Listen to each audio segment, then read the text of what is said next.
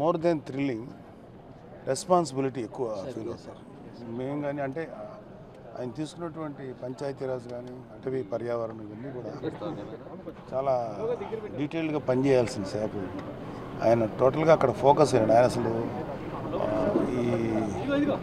ఈ పదవి దీనికి సంబంధించిన థ్రిల్ కంటే కూడా ఎంత వర్క్ చేయాలి దాని మీద ఫోకస్ అయ్యాడు. మేమందరం కూడా ఆయన వైపే ఉన్నాం, అంటే ఆయన ఆలోచనకి అనుగుణంగా ఉన్నాం.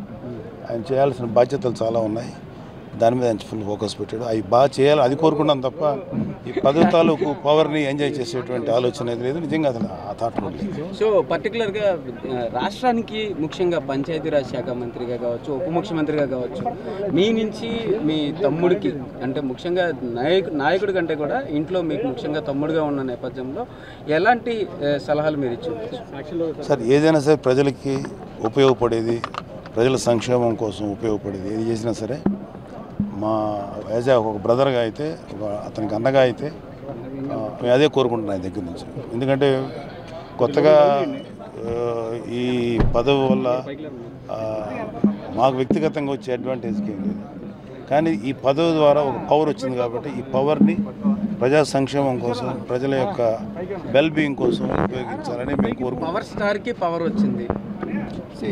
ఇప్పుడు ఆయన సినిమా వరకే పవర్ స్టార్ అండి, but when it comes to politics is real hero. Cinema సంబంధం లేదు, different, is a great leader.